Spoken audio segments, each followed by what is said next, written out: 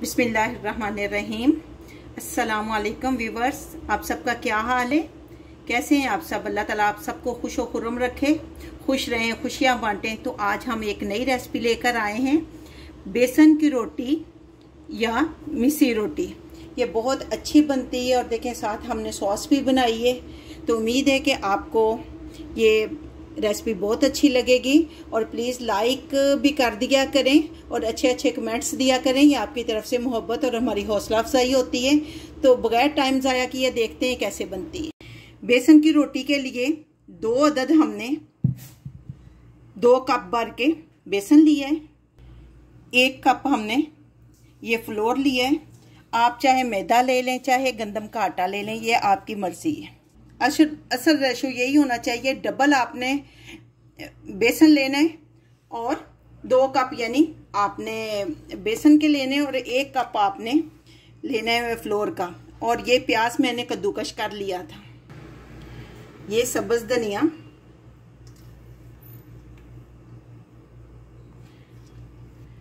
आधा table spoon सब्ज मिर्चें मैंने इनको फ्रीज कर लिया है, तो ये वही निकालनी है।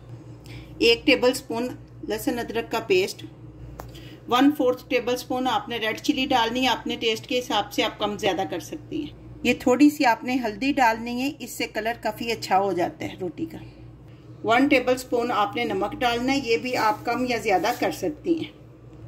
1/2 टेबल स्पून आपने जीरा पाउडर लेना है। इनको जीरा और धनिया दोनों लेकर आपने इनको भून लेना है, थोड़ा सा फ्राई करना है ताकि इनकी मॉइस्चराइजिंग खत्म हो जाए और उसके बाद आपने इनको ग्राइंड करना है, तो इससे खुशबू बहुत अच्छी आती है। 1/2 टेबल स्पून धनिया powder, 2 table spoon cooking oil डालना है, इससे पराठे बहुत क्रिस्पी से बनते हैं। अब इन सारी चीज़ों को मिक्स करेंगे। इसमें एक ख़ास बात का ख्याल रखना है, पानी हम बहुत आहिस्ता आहिस्ता डालेंगे, थोड़ा थोड़ा करके। अगर पानी एकदम ज़्यादा हो गया तो मुश्किल हो जाएगी, फिर डो अच्छी नहीं बनती।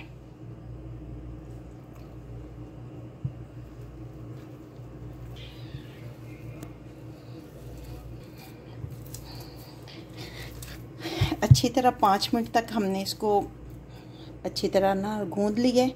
अब 4-5 मिनट का इसको रेस्ट देंगे, फिर रोटी बनाएंगे। मैंने इसको दूसरे बाउल में ट्रांसफ़र कर लिया है और अब हम 5 मिनट तक इसको रेस्ट देंगे।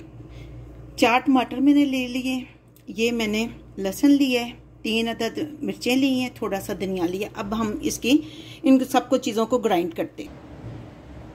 पैन लेकर इसमें थोड़ा सा हम कुकिंग ऑयल डालेंगे, ज़्यादा नहीं डालना, थोड़ा सा डालते हैं।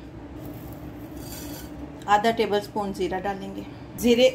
जीरे को हमने बहुत ज़्यादा पकाना नहीं, जब हल्की सी खुशबू आने लगे तो ये जो मिक्सचर हमने बनाया है चटनी का, ये डाल देंगे। इसमें स्पाइसेस बहुत कम जाते हैं। रेड चिली हमने डाली है, टेबल स्पून हमने नमक डाला है और इसमें कुछ नहीं डालना हमने स्पाइसेस में से। नमक हमने 1/4 टेबल स्पून डाला है।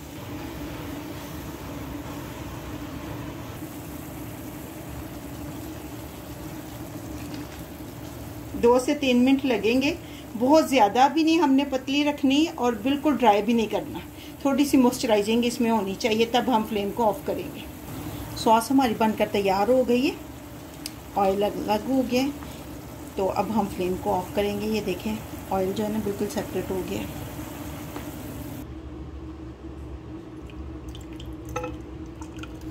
सॉस हमारी बन गई है।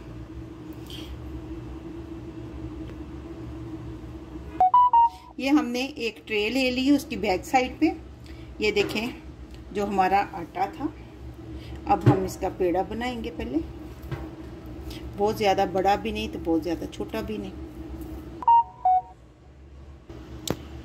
चलें जी, पेड़े हमने बना लिए हैं या बॉल्स हमने बना लिए हैं। अब हम रोटी बनाते हैं।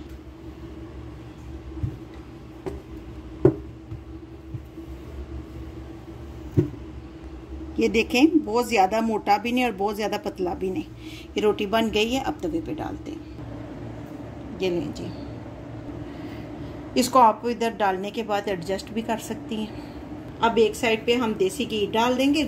देसी घी से इसका टेस्ट बहुत जो है ना अच्छा होता है।